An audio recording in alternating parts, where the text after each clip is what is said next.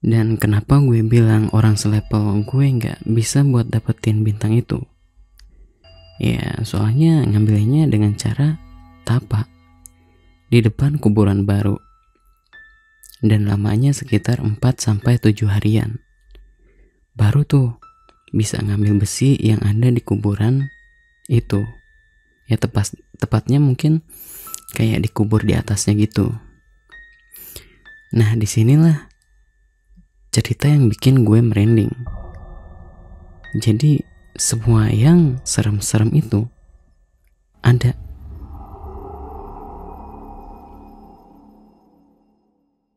Oke, kali ini gue mau ceritain pengalaman dari temen gue yang dulu pernah tinggal di daerah Yogyakarta. Gue sebut namanya Arvin aja, dan judulnya adalah Tapa.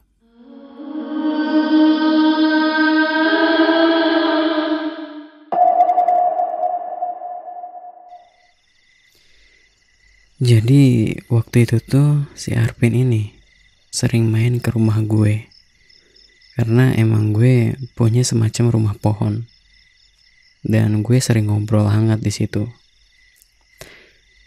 Itu tentang keluarga maupun hal semacamnya. Dan dia ini sebelumnya pernah tinggal di Yogyakarta. Nah, habis lulus SMP, dia ini pindah ke Tasik, dan sekolah SMA-nya di Tasik juga. Kebetulan gue waktu itu gak naik ke rumah pohon, tapi kayak ngopi di depan teras rumah. Soalnya gue lagi males buat naik ke atas, dan si Arvin ini juga bawa gitar, jadi susah kalau misalnya dibawa ke atas. Pertama tuh kita ngomongin soal pendidikan gitu. Katanya di Jogja itu bagus pendidikannya. Terus mulai ngaco tuh ngomongin soal cewek. Katanya dia tuh punya cewek di sana. Nama inisialnya dari huruf D. Jadi dia ceritain tuh semua dari awal dia ketemu sampai akhirnya pisah sementara. Soalnya kan bisa dibilang kayak LDRan lah. Tapi sebelum itu tuh dia kayak bikin kesepakatan kalau dia balik lagi ke sana mesti jadian lagi, kata ceweknya. Ya gue cuman bisa ketawa hahaha aja. Soalnya waktu itu gue jomblo. Nah, gue gak inget apa yang jadi pemicu nyampe kita itu ngomongin hal-hal serem. Ya intinya yang gue inget itu masalah tentang seni bela diri. Jadi langsung aja ya ke bagian pentingnya. Jadi di seni bela diri kita tuh ada semacam ujian di akhir-akhir penguasaan materi bela diri. Awalnya gue dulu tuh cerita kalau di gue tuh ada semacam 5 larangan di dalam seni bela diri itu. Gue lupa larangan itu apa aja. Yang bisa sedikit gue inget tuh cuman 3. Kayak ngebohong, durhaka sama orang tua, terus zina. Nah 2-nya lagi gue gak inget. Jadi ujiannya itu disuruh pegang pisau. Kalau kita ngelakuin 5 di antara larangan itu, pisaunya ini bakalan patah. Terus ujian yang kedua itu, kita disuruh ngambil air. Tapi ngambil airnya itu yang jaraknya gak jauh dari pemakaman umum. Tahu sendirilah pemakaman umum di kampung itu seremnya kayak gimana. Nah, jadi ngambil airnya itu pakai gelas. Dan suasana di sumur itu emang serem banget. Namanya juga dekat kuburan. Kemudian bawa balik airnya tanpa tumpah sedikit pun. Dan abis nyampe tuh kita ditanya kayak gini, masih merinding apa enggak? Kata guru kita tuh. Nah, kalau misalnya kita ngejawabnya masih merinding, di bagian pundak kita tuh nanti ditiupin sama dia. Dan kita disuruh balik lagi buat ngambil air itu ke sumur yang tadi. Tapi kalau misalnya jawabannya itu enggak, si air di dalam gelas ini tuh bakal dilihat ada yang tumpah atau enggak. Soalnya kelihatan kalau misalnya ada yang tumpah. Kalau misalnya ada yang tumpah, ya berarti kita tuh ketahuan ngebohong. Dan pasti kita disuruh buat ngambil lagi air itu. Soalnya gini ya, kalau misalnya air di dalam gelas itu tumpah, ya logikanya kita tuh ngebawa air itu dengan tergesa-gesa, alias ya kita ketakutan sampai si airnya itu tumpah kemana-mana. Selesai tuh gue cerita, terus si Arvin sambung cerita gue tuh kalau dia juga sama pernah kayak gitu, tapi di sekolah semacam ekskul. Jadi ujiannya itu kayak kita tes tingkatan. Kalau di silat tuh mungkin kayak sabuk hitam atau semacamnya lah. Tapi teman gue ini bukan sabuk, kayak bintang lah. Mungkin bintang 2, bintang 3. Nah, si bintangnya ini bahannya dari besi. Si besinya ini yang bikin gue merinding buat dapetinnya. Karena orang selevel gue susah buat dapetin itu. Soalnya memang benar-benar butuh keberanian buat bisa dapetinnya. Dan kenapa gue bilang orang selevel gue nggak bisa buat dapetin bintang itu? Ya soalnya ngambilnya dengan cara tapak di depan kuburan baru. Dan lamanya sekitar 4-7 harian. Baru tuh bisa ngambil besi yang ada di kuburan itu. Ya tepatnya mungkin kayak dikubur di atasnya gitu.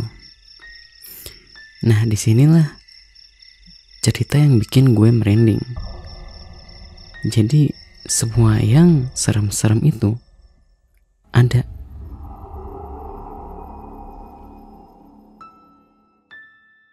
Tapi gue bakalan ngasih tahu beberapa aja.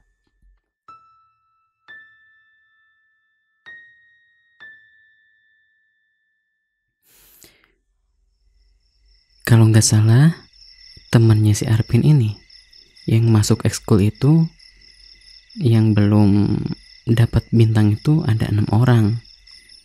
Ya, maksud gue termasuk si Arvin 6 orang itu. Nah, otomatis mereka ini mesti ikut ujian itu buat dapetin bahan besi itu.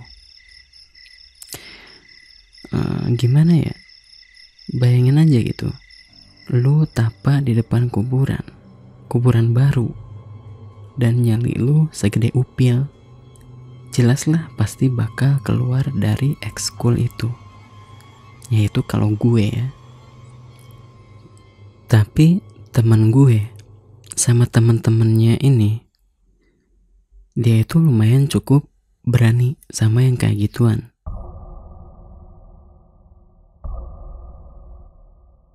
Ya pikir gue namanya anak muda masih penasaran gitu.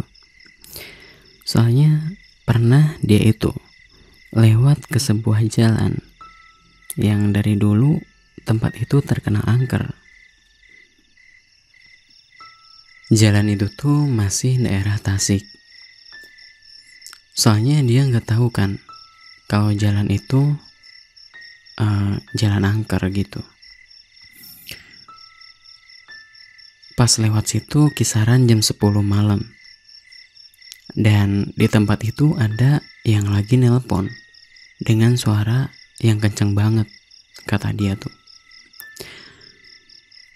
Karena dia tuh nganggepnya itu orang, jadi biasa aja, gak kepikiran hal-hal aneh dan gak ngerasa takut sama sekali. Terus gue ceritain tuh soal keangkeran jalan itu, bahwa kalau siang aja udah gak ada orang, jarang kalau misalnya orang lewat situ tuh, apalagi ini malam, boro-boro di jam 6, jam 10 malam ini, gak mungkin lah ada orang di situ. Apalagi kiri kanannya tuh kuburan, ditambah jauh dari pemukiman kan, kayak semi-semi kebun bambu gitu. Mungkin kalau tahu dia bakalan ngambil jalan yang lumayan jauh daripada mesti lewat situ. Soalnya dia juga trauma sama kejadian dari pertapaan itu. Emang awalnya dia ini berani dulu, tapi gara-gara kejadian di pertapaan itu jadi agak ogah gitu kalau misalnya berhubungan sama yang kayak gitu lagi.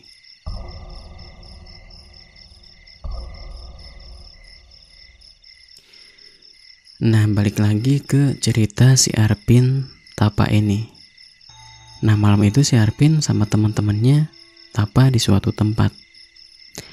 Dan setiap jarak itu dari orang yang tapa ke yang tapa lagi ada sekitar 10 langkah mungkin jaraknya.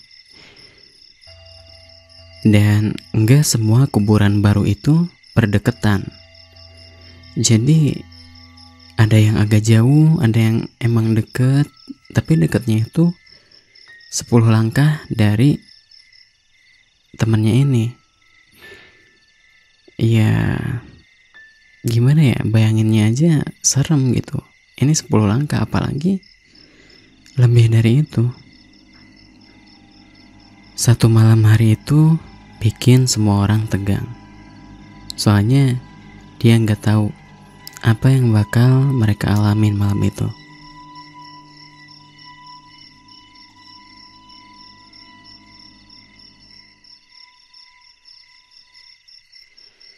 Nah, gue bakalan ceritain dari orang yang pertama nih. Jadi yang pertama tapa itu, yang muncul itu semacam perempuan cantik banget, tapi ke bawahnya itu ular, dan sosok itu terus ngegoda dia dengan ciri khasnya, yaitu ngelilit badan ke temen gue ini.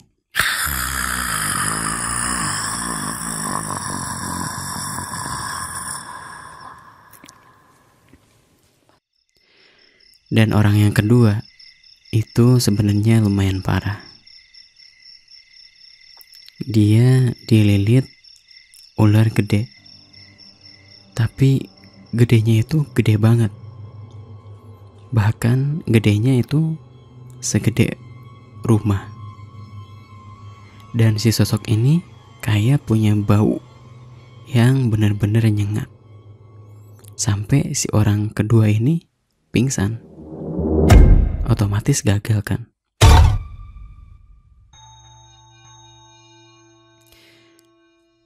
Terus orang yang ketiga. Nah, kalau orang yang ketiga ini ya teman gue sendiri, si Arpin. Kalau si Arpin tuh ditampakinnya ya agak lucu sebenarnya. Yang nongol itu 2 anak kecil, kayak semacam tuyul gitu. Dan kalian tahu gimana dua orang anak kecil ini ngegodain dia. Ya, selayaknya anak kecil yang jahilin orang. Jadi si hidung teman gue ini dicolok-colok pakai ranting. Telinganya juga sama. Terus badannya digelitikin. Terus si anak kecil ini duduk di atas kepala dia. Lari-lari di tempat dia tapak. Teman gue ini gagal lewatin ujiannya. Ya mungkin risih ya kalau godaannya kayak gitu. Kalau hidung gue dicolok, mungkin ya langsung bersin.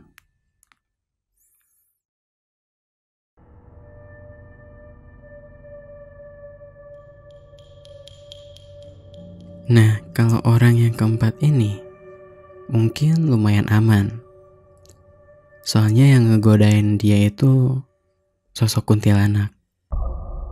Dan ngegangguinnya itu nggak semasif anak kecil yang dua tadi. Jadi si sosoknya ini terbang kesana kemari dengan rambut panjangnya sama perawakannya itu gede banget. Sesekali duduk di atas pohon sambil ngayun-ngayunin kakinya. Tapi yang bikin merinding, sosok ini sering ketawa. Terus tiba-tiba nangis. Ketawa, terus nangis. Gitu aja terus. Sampai tapaknya itu selesai. Kemudian orang yang kelima. Yang kelima ini aneh. Dia nggak ditampakin sesuatu apapun. Di hari pertama sampai hari ke-6 nggak ada yang muncul sama sekali. Tapi di akhir malam ke-7 ada suara bisikan yang bikin takut suaranya itu. Suara cewek tapi melengking. Dan yang dia bisikin itu adalah, "Aku bakalan ikut kamu." Gila kan? Serem banget. Nah, yang paling parah tuh orang yang ke-6. Yang ngegodain dia itu sosok pocong.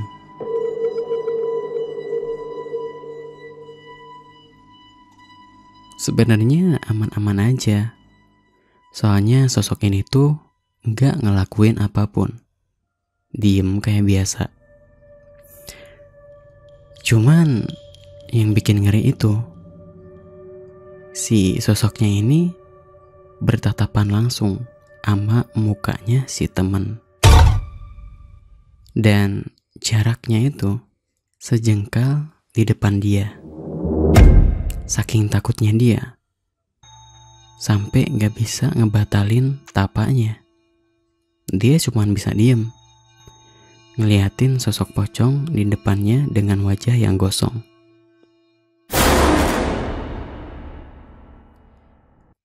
Kulitnya pun terkelupas, penuh darah.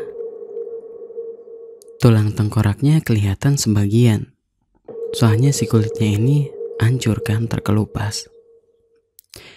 Dan bola matanya gede. Dengan kelopak mata tulang. Soalnya kan kulitnya ini hancur. Jadi si bagian kelopaknya itu udah gak ada. Kemudian belatung-belatung yang keluar dari kelopak matanya ini.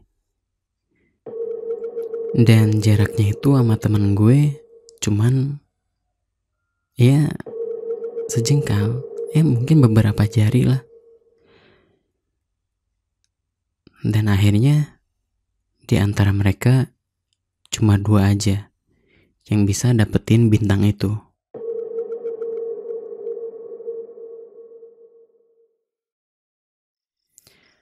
Yang pertama gagal, soalnya sesak napas.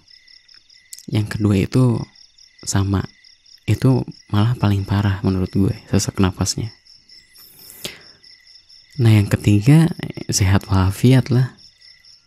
Orang itu si Arvin digodainnya kayak gitu doang. Yang keempat itu udah pasti lulus. Nah yang kelima, meskipun orang ini lulus, tapi agak ngeri juga. Soalnya emang sampai sekarang itu ada yang selalu ngikutin dia, kata si Arvin ini. Si Arvin juga nggak tahu kenapa temennya ini sampai ditempelin kayak gitu pas waktu ujian. Itu sih kesannya kayak ujian seumur hidup mungkin ya kalau menurut gue.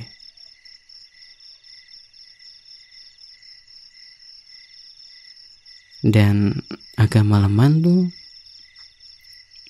cerita udah selesai. Dan sekitar jam 10-an si Arvin ini balik ke rumahnya. Soalnya ya abis ceritain kayak gitu, ya serem lah kalau misalnya mesti pulang malam banget.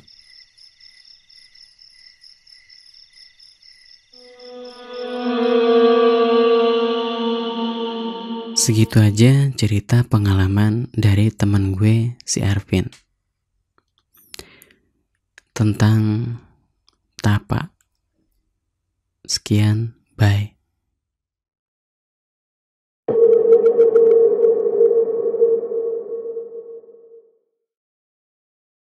Thanks for watching. Jangan lupa subscribe, like kalau kalian suka, dan sampai jumpa.